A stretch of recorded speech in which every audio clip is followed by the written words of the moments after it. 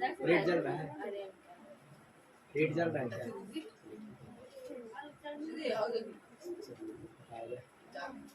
तो देखिए मैंने आपको कल बताया था मतलब वैदिक काल के बारे में, ठीक है ना जी, या वैदिक सभ्यता के बारे में। तो देखिए वैदिक साहित्य को मैंने कल बताया था श्रुति साहित्य कहा जाता है, क्योंकि इसमें ज्ञान को पीढ़ी दर पीढ़ी मतलब ज्ञान को सुनकर जो क्या ज्ञान मतलब आगे तरफ बढ़ रहा है। अब है क्या, देखिए वैदिक साहित्य को अपौरुषेय भी कहा जाता है। वैदिक साहित्य क्या होते हैं? अपौरुषेय भी कहते हैं। अब क्यों कहते हैं ये जाने, तो वैदिक साहित्य की रचना को अपौरुषेय भी कहा जाता है, अपौरुषेय भी कहा जाता है। क्योंकि अब क्यों कहा था, क्योंकि वेदों की रचना ईश्वर द्वारा की गई, क्योंकि ईश्वर वेदों की रचना किसने की? ईश्वर द्वारा की। लेकिन वेदों का संकलन महर्षि द्वैपायन वेद व्यास द्वारा किया गया है, याद रखिएगा। वेदों का निर्माता अगर कोई पूछेगा ना तो वो है सब ईश्वर द्वारा रचना की गई। वेदों की रचना या निर्माता किसे माना गया है? ईश्वर के द्वारा, देवताओं के द्वारा, ठीक है। लेकिन उसका संकलन किसे, संकलन करता किसे माना जाता है? तो किसको जी? महर्षि वेद व्यास को, या महर्षि द्वैपायन वेद व्यास। तब याद रखिए। तो है क्या कि हमने बताया कि वैदिक साहित्य को अपौरुष भी कहते हैं, क्योंकि वेदों की रचना ईश्वर द्वारा की गई। और ईश्वर अभी ज्ञान जो है कैसे आगे बढ़ा, ईश्वर ने ज्ञान ऋषियों को दिया, ठीक है ना, सन्यासियों को दिया, और वो ज्ञान जो है मतलब पीढ़ी दर पीढ़ी अपने बढ़ाते गए, और इस तरह आम जनता तक भी ज्ञान जो है पहुंच गया। फिर बाद में महर्षि वेद व्यास द्वारा इस ज्ञान को वेदों में संकलित किया गया। बाद में जो ज्ञान मतलब सन्यासी का जो ज्ञान है, इस ज्ञान को महर्षि वेद व्यास के द्वारा क्या गया जी? वेदों में संकलित किया गया। तो ये मतलब आपका पॉइंट है, लेकिन आपको डायरेक्टली दो ही बात याद रखनी है क्या, तो आपका है क्या, वैदिक साहित्य को अपौरुषेय भी कहा जाता है, श्रुति साहित्य भी कहा जाता है। एक और नाम याद रखें, नित्य साहित्य या संहिता भी कहा जाता है। किसको? वैदिक साहित्य को। ये वैदिक साहित्य के लिए सारे वर्ड यूज होंगे, ये आपसे पूछे जाएंगे कि वैदिक साहित्य को क्या क्या कहा जा सकता है। तो श्रुति साहित्य, अपौरुषेय, फिर क्या जी? नित्य साहित्य या संहिता। तो अपौरुषेय क्यों कहते हैं, तो आप जान गए कि अपौरुषेय कहा जाए क्योंकि वेदों की रचना किस द्वारा की गई जी? ईश्वर के द्वारा की गई। किसके द्वारा जी? ईश्वर के द्वारा की गई। और इसका संकलन कौन किए हैं जी? महर्षि वेद व्यास। अब आगे देखिए नित्य साहित्य या संहिता, इसमें क्या बात है, तो भगवान जो है नित्य, भगवान क्या है जी? नित्य है, यानी कि जिसका कोई अंत ना हो। भगवान का अंत है नहीं, ठीक है। तो है क्या, भगवान क्या है जी? नित्य है, जिसका क्या जी? कोई अंत ना हो, इसलिए ईश्वरीय ज्ञान का भी कोई अंत नहीं। तो है क्या कि भगवान नित्य है, अतः जिसका कोई क्या जी? अंत ना हो, उसे नित्य भगवान नित्य बोल देंगे। और इसलिए ईश्वरीय ज्ञान भी क्या जी? अंत नहीं। और चूंकि वेदों का संकलन, वेदों का जी संकलन किया गया है, किससे? वेदों का संकलन किया गया, इसलिए वैदिक साहित्य को संहिता भी कहा जाता है। सुनिए, नित्य साहित्य क्यों कहते हैं? क्योंकि जो है ईश्वर द्वारा जो मतलब लिखा गया है, रचा गया है, उसका अंत नहीं है, इसलिए उसको नित्य साहित्य कहते हैं। शॉर्ट में नित्य साहित्य क्यों कहते हैं? क्योंकि ईश्वर के द्वारा जो वेदों का रचा गया है, उसका अंत क्या जी? नहीं है, इसलिए नित्य साहित्य कहा गया। और संहिता कहा गया क्योंकि इसका संकलन किया गया। संकलन किसने किया? महर्षि वेद व्यास। मतलब अभी यहाँ से यहाँ तक 4 टर्म। पहला टर्म आपको ये रखना है कि मतलब वैदिक साहित्य को अपौरुषेय भी कहते हैं। क्यों कहते हैं? क्योंकि इसे ईश्वर के द्वारा रचा गया है, और ईश्वर द्वारा रचा गया है, इसका अंत नहीं है, इसलिए इसको नित्य साहित्य कहा जाता है। और इसका संकलन वेद व्यास द्वारा कर दिया गया, इसलिए इसको संहिता भी कहा जाता है। अब है क्या, देखिए वेद त्रयी। अब ये टर्म आपको आएगा कि वेद त्रयी क्या होता है, ठीक है। तो देखिए अथर्ववेद को छोड़कर बाकी 3 वेद के सम्मिलित रूप को या संयुक्त रूप को वेद त्रयी कहा जाता है। सुना जी आपको? अथर्ववेद को छोड़कर वेद कितने हैं? 4।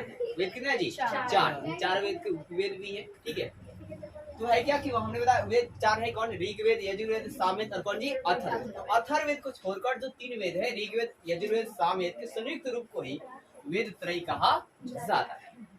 ये प्रश्न कई बार पूछे गए हैं कि वेद त्रयी क्या है। ऑप्शन में आपके रहेंगे ऋग्वेद, यजुर्वेद, सामवेद के संयुक्त रूप। अब क्यों कहा? क्योंकि इन तीनों वेद की जो विषय वस्तु है वो लगभग समान है। विषय वस्तु क्या जी? समान है। लेकिन अथर्ववेद का जो है विषय वस्तु समान नहीं। हालांकि अथर्ववेद को ही ऋग्वेद से ही लिया गया, ठीक है। तो देखिए क्योंकि इन तीनों वेद की विषय वस्तु क्या जी? लगभग एक ही प्रकार की है। क्या जी? एक ही प्रकार की। जैसे यज्ञ के बारे में बताया गया है, धार्मिक कर्म कांड के बारे में बताया गया है, प्रार्थना के बारे में बताया गया, मतलब देवी देवताओं की प्रार्थना के बारे में बताया गया है, संगीत के बारे में बताया गया है, गायन के इत्यादि बारे में बताया गया है। ये सब किसमें बताया गया है? ये ऋग्वेद, यजुर्वेद, सामवेद, ठीक है ना जी, इन तीनों में बताया गया है। जबकि अथर्ववेद में जादू टोना, वशीकरण, ठीक है, लूटपाट और कीटों से फसल के बचाने के उपाय इत्यादि जो है शामिल। अब एक और बात देखिए, ऋग्वेद काल में प्रिय देवता किन्हें माना जाता था? इंद्र जी। इसको जी इंद्र जी। और इंद्र के लिए कितने श्लोक है, कितने मंत्र है जी? 250। और अग्नि के लिए 200। कितने जी? 200। और प्रिय पशु कौन थे? घोड़ा। तो पूछ लिया गया ऋग्वेद में प्रिय पशु क्या था जी? घोड़ा था। ऋग्वेद का प्रिय पशु क्या था? घोड़ा था। अब ऋग्वेद में गाय को अन्न अधन्या कहा गया। क्या जी? अधन्या। अब अधन्या का मतलब क्या आता है? जिसका वध नहीं करता। अगर वध करता है कोई, ऋग्वेद के अकॉर्डिंग उसे देशद्रोही माना जाएगा। क्या माना जाएगा? देशद्रोही। इसमें कोई दिक्कत है? कल भी बात हम ऋग्वेद के मतलब आगे पढ़ेंगे। अब आगे देखिए, ऋग्वेद में थोड़ा और बातें जाने तो है क्या कि ऋग्वैदिक कालीन एक नदिया। अब नदिया में क्या है? पुरस्नी नदी। कौन है जी? पुरस्नी नदी। पुरस्नी नदी एक प्राचीन नाम है, इसका वर्तमान नाम है रावी नदी। क्या नाम है जी? रावी।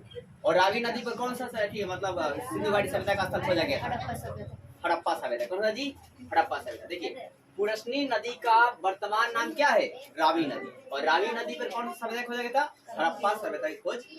हड़प्पा सभ्यता खोज कौन किए थे? दयाराम साहा ने। कब के थे? 1921। अब देखिए, पुरस्नी या रावी नदी के क्या हुआ कि यहाँ पर रावी नदी यहाँ पर क्या हुआ भाई? एक 10 राज का युद्ध हुआ। क्या जी? हाँ, 10 राज का क्या जी? युद्ध। अब 10 राज नाम क्यों है? क्योंकि इसमें 10 राजा लोग, मतलब एक तरफ एक राजा और एक तरफ 10 राजा, ठीक है ना। मतलब आप मान लीजिए एक तरफ पूरा एक मजबूत राजा है और एक तरफ 10 छोटे छोटे राजा है, तो जीत किसकी होगी? एक मजबूत राजा है, ठीक है। छोटे राजा क्या होंगे? हार जाएंगे। तो हुआ क्या कि 10 राज का युद्ध। 10 राज का युद्ध जो है ये ऋग्वेद के किस मंडल से पता चलता है? ऋग्वेद के किस मंडल में लिखा है? अब देखो, ये मंडल क्या होता है आप इसको ऐसे समझ सकते हैं। संविधान आप नाम सुने ना, संविधान में अनुसूचियां होती है, ठीक है। इस अनुसूची में ये बातें लिखी गई। उसी तरह ऋग्वेद में उस समय, मान लो उस समय का ये संविधान, ठीक है, और कि इस सूची में, इस अनुसूची में, इस मंडल में ये मंत्र जो है लिखी गई। तो है क्या कि मतलब 10 राज युद्ध की जो बात है ऋग्वेद के किस मंडल में उल्लेख मिलता है? 7वें मंडल में मिलता है। किस मंडल में मिलता है जी? 7वें मंडल। अब ये 10 राज युद्ध जो है किनके बीच हुआ था? तो आर्य राजा सुदास के बीच और 10 राजा के बीच। इसमें जी 10 राजा एक साथ क्या जी? 10 राजा। अब ये युद्ध क्यों हुआ था? इसका कारण क्या था 10 राज युद्ध का? तो देखिए, ये आर्य राजा जो सुदास थे वो वसुमित्र को हटाकर, वसुमित्र इनके पहले पुरोहित थे, ठीक है ना। अब पुरोहित किसे कहते हैं? तो मतलब जो मतलब जो आपके पूजा पाठ कर घर आकर कराते हैं ना, उसे पुरोहित कहा जाता है। यानी कि वर्तमान समय में ब्राह्मण को ही पुरोहित कहा जाता है। तो देखिए, आर्य राजा सुदास जो थे वो वसुमित्र को हटाकर, किसको जी? वसुमित्र क्या जी? हटाकर वशिष्ठ को अपना पुरोहित बना देते हैं। क्या करते हैं? पुरोहित। तो ये जब हटा देते हैं, इसी की वजह से जो विश्वामित्र थे वो क्या करते हैं कि 10 राजाओं को इकट्ठा करते हैं और एक युद्ध की घोषणा करते हैं, ठीक है ना। उस युद्ध का नाम क्या? 10 राजा के मिलकर किए थे, इसलिए इस युद्ध का नाम क्या था? 10 राज। क्या थी? 10 राज युद्ध। अब इस 10 राजा तो मतलब मिलते हैं, इसमें क्या थे? 5 गैर आर्य थे, मतलब 5 को आर्य थे और 5 क्या थे जी? गैर आर्य। और ये युद्ध जो है कौन जीत जाते हैं? तो राजा जो सुदास थे वो क्या हैं? जीत जाते हैं। और जो विश्वामित्र होते हैं जी? हार जाते हैं। और इस देखिए, ये जो राजा सुदास थे ये किस वंश के थे? तो ये त्रिशु या भरत वंश के थे। त्रिशु या क्या जी? भरत वंश के थे। तो पूछ लिया सुदास जो राजा थे ये किस वंश के थे? तो त्रिशु या क्या जी? भरत वंश के थे। और ये भरत वंश के थे, इसीलिए इंडिया का जो भारत का नाम है इसी वंश पर ही पड़ा हुआ, ठीक है। तो है क्या कि मतलब राजा भरत के नाम डायरेक्ट सुनते हैं ना जी, तो राजा भरत नहीं, वास्तव में सुदास। कौन थे जी? सुदास। तो है क्या कि सुदास भरत वंश के थे और इस भरत वंश के नाम पर ही भारत नाम पड़ा। क्या नाम पड़ा जी? भारत। ये बात आप क्या रखेंगे? तो आप इसमें स्टोरी में क्या देखा कि भाई साहब जो रावी नदी है या पुरुषनी जिसका प्राचीन नाम है, यहाँ पर दशराज का युद्ध होता है। ये बात सातवें ऋग्वेद के 7वें मंडल में मिलती है। और ये युद्ध आर्य राजा सुदास और दक्ष राजा के बीच होता है। यह युद्ध का जो कारण है, सुदास जो थे वसुमित्र को हटाकर वशिष्ठ को अपना पुरोहित बना लिए थे और विश्वामित्र इसके विरोध में क्या करते हैं, 10 राजाओं का संगठन बनाते हैं, जिससे 5 जो है गैर होते हैं, गैर आर्य होते हैं, ठीक है। और इस युद्ध में ये जो वसुमित्र हैं वो हार जाते हैं और सुदास जो है जीत जाते हैं। क्योंकि वो जो सुदास थे वो त्रिशु या भरत वंश के थे, इसलिए इनके इस वंश के नाम पर ही भारत नाम जो है पड़ा। अब देखिए नोट में आप याद रखेंगे 10वें मंडल में, और 10वां मंडल जो है ऋग्वेद का नवीनतम मंडल है। तो ऋग्वेद का नवीनतम मंडल जो है वो कौन सा है, तो याद रखेंगे आप क्या जी, 10वां। क्या जी, ऋग्वेद का नवीनतम मंडल कौन सा है जी, 10वां मंडल। और एक और बात, ऋग्वेद का जो पहला मंडल है उसमें क्या बात है अभी तक अज्ञात है। अब आगे देखिए, ये 10वां मंडल में ना पुरुष सुख, नदी सुख और विवाह सुख का वर्णन किया गया, ठीक है। पुरुष सुख, नदी सुख और विवाह सुख क्या जी वर्णन किया किया जाएगा आपसे। पुरुष सुख, नदी सुख और विवाह सुख का वर्णन जो है किस मंडल में किया गया है, तो 10वां मंडल में किया गया है। जैसे शिक्षा का मतलब संविधान के किसी भाग में किया गया है, न्याय का अलग भाग में किया है, उसी का। तो पुरुष सूक्त, नदी सूक्त और विवाह सूक्त का वर्णन जो है किस मंडल में किया है, 10वां मंडल में किया गया। ये प्रश्न अलग अलग बनते आएंगे। पुरुष सूक्त की व्याख्या किस मंडल, 10वां मंडल। फिर कभी पूछ देगा नदी सूक्त का तो 10वां मंडल में, विवाह सूक्त का भी 10वां। एक और बात, पुरुष सूक्त में ही पहली बार वर्ण शब्द का प्रयोग इतिहासकार ने, ठीक है। तो आप पूछा लिया जाएगा कि पहली बार वर्ण शब्द का प्रयोग किसमें किया गया है, पुरुष सूक्त में किया है। और ये बात किस मंडल की है, 10वें मंडल जी, 10वें। अब आगे बात देखिए, कुछ जो वन लाइनर पॉइंट आते हैं, ठीक है। क्या प्रमुख दर्शन और क्या जी संस्थापक। तो पहला है क्या, वेग, योग। तो योग कौन कराते हैं, रामदेव बाबा पतंजलि।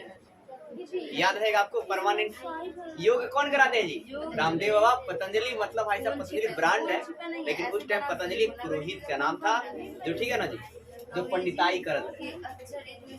तो योग आप याद रखें क्या जी, पतंजलि आपको याद रहेगा। योग आप मूवी मतलब टीवी पे तो देखते होंगे ना, पतंजलि ब्रांड का एक बाबा है रामदेव बाबा, योग कराते हैं। अब क्या है, न्याय।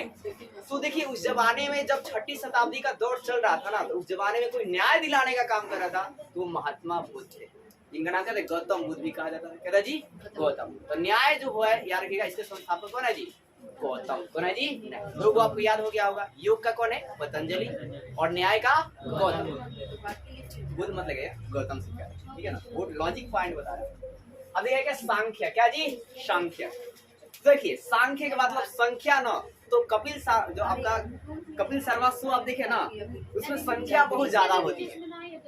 देखिए कि नहीं, देखिएगा भाई साहब, जब कॉमेडी करते हैं तो बहुत भीड़ लग जाता है, और फ्री में अगर कॉमेडी मतलब किसी मतलब कहीं पे चला जाए तो पूरा वहाँ पर मार हो जाएगा, ठीक है। तो वो बहुत सांख्य जो है ना, सांख्य किससे जी, कपिल शर्मा से। शर्मा भी वर्ड मतलब माइंड में चल जाएगा तो आपको लग जाएगा क्या जी, कपिल देव से। किसे जी, कपिल देव से। किसे जी, कपिल देव। ये संख्या को मतलब ज्यादा चाहते हैं, थोड़ा संख्या से मजा नहीं है, ज्यादा संख्या रहेगा तभी कॉमेडी अच्छा लगेगा। अब देखिए एक और बात, सांख्य जो है सबसे प्राचीन दर्शन, सबसे क्या जी, प्राचीन दर्शन। आपसे पूछ लिया जाए सबसे प्राचीन दर्शन कौन सा है, सांख्य। तो 3 को आपको याद हो गया होगा, योग के पतंजलि, और न्याय के क्या जी, गौतम, और सांख्य के कपिल देव। और सांख्य क्या जी, सबसे प्राचीन दर्शन। अब है क्या, चवार्क। तो चवार्क क्या जी, चवार्क क्या जी, चवार्क, ठीक है ना। आप इसमें भी चवार्क लगा दीजिएगा। अब देखिए है क्या, मीमांसा। तो सॉरी मीमांसा। जो मीमांसा था ये 2 था, एक पहले वाला पूर्व और बाद वाला उत्तर। तो देखिए पूर्व मीमांसा सुने वो जैमिनी संस्थापक है, पूर्व मीमांसा के जैमिनी। अब बाद वाला भाई साहब उत्तर मीमांसा के बादरायण। कौन जी, बादरायण। तो पहले वाला पूर्व मीमांसा के जैमिनी। कौन जी, जैमिनी। देखिए 2 ही मीमांसा है, पूर्व और क्या जी, उत्तर मीमांसा। तो आप कैसे रखेंगे कि पहले वाला का जैमिनी, की, और बाद वाला जो है उत्तर वाला मीमांसा है उसका बादरायण। क्या जी, बादरायण, बाद में का बादरायण। तो आपने क्या देखा, मतलब देखिए कि आपने देखा योग के कौन है जी, पतंजलि। फिर आपने देखा न्याय कौन है, सांख्य का सबसे प्राचीन दर्शन, जवार का जवार की, फिर पूर्व मीमांसा का जैमिनी, उत्तर मीमांसा का बादरायण, बाद में आता है बादरायण। ऐसे लगेगा ठीक है। वैशेषिक क्या जी? वैशेषिक। तो वैशेषिक कौन है जी? कनाद या क्या जी? उल्लू। तो वैशेषिक मतलब माने चले अणु टाइप का होता है। तो अणु के बारे में बताने वाला आदमी कौन था? कनाद था। क्या था जी? कनाद। ठीक है। तो वैशेषिक चीज यानी छोटे पार्टिकल बना कर कनाद या उल्लू। कनाद है क्या जी? उल्लू। अब देखिए यहाँ पर है ऋग वैदिक कालीन नदियां के बारे में मैंने आपको बताया। कुछ और नदियां हैं वो भी देख लीजिए। ठीक है। मतलब यहाँ से ऋग वैदिक नदियां आप जब दिखेंगे ना, परुष्णी या रावी, उसके बाद आप ये टर्म लिख लीजिएगा। जैसे अस्कनी नदी का जो है, अस्कनी नदी, इसका जो मतलब वर्तमान नाम क्या है? तो चिनाव नाम है। क्या जी? चिनाव नदी है। फिर सतरुदी का नाम क्या जी? सतलज। अस्कनी का चिनाव। परुष्णी का आपको याद रहेगा ना, खिडावी है। परुष्णी का जी रावी। ये घटना घट गया आपको याद रहेगा, पूरा कहानी है। फिर क्या? अस्किनी। क्या जी? अस्किनी का चिनाव। अस्किनी का चिनाव सत से स्टार्ट है, ये भी सत। सतरुदी सतलज, सतरुदी सतलज। वितस्ता, अब देखिए ज्यादा वितस्ता मतलब बीजी आदमी रहेगा तो उसको झेलता है। ठीक है ना। बीजी आदमी क्या करता है? किसी चीज को झेलता है। वितस्ता वो क्या होगा? झेलम नदी। तो मतलब पूरा भी माइंड में लिंक रहेगा, तो आपसे वो उस टाइम ये चीज याद आएगी, लग जाएगा। वितस्ता मतलब बिजी रहेगा तो उसे झेलने का प्रयास करता है, तो क्या है? झेलम नदी। सदा नीरा क्या जी? गंडक। सदा नीरा गंडक। सदा नीरा क्या जी? गंडक। सदा नीरा क्या जी? गंडक। चलिए इतना आप देखिए। परुष्णी का रावी। बताइए। वितस्ता का झेलम। सतरुदी का अस्किनी का चिनाव। सादा नीरा क्या? गंडक। गोमती का गोमल। गोमती का जी? गोमल। हालांकि आज भी गोमती का गोमती ज्यादा ही बोला जाता है, गोमल कमल, लेकिन वर्तमान नाम गोमल ही है। क्या जी? गोमल। प्रश्न पूछा जाएगा। अब कुंभा का काबू। कुंभा के क्या जी? काबू। कुंभा का काबू। अब विपाशा, देखिए यह वितस्ता है। वितस्ता बीजी झेलम नदी। ठीक है। ठीक है। विपाशा बसु। विपाशा बसु नाम सुने हैं? तो विपाशा अब बसु आधा पर याद रखिएगा, व्यास। ठीक है ना। विपाशा व्यास। अदृष्टि का जी? घगर नदी। दृष्टि क्या जी? घगर नदी। ठीक है। तो चलिए मैं पूछता हूँ, आप लोग बताने का प्रयास कीजिएगा। ठीक है। चलिए पहले यहाँ हाँ पहले अस्किनी का बताइए। सतरिदी का, अभितस्ता का, सदानीरा का, गोमती का, कुंभा का, कुंभा का बताइए काबुल, विपाशा का व्यास, या बस। और फिर दृष्टि का घग्गर, ये तो परुष्णी का रखना है। तो हो गया। बोले कोई दिक्कत है ना?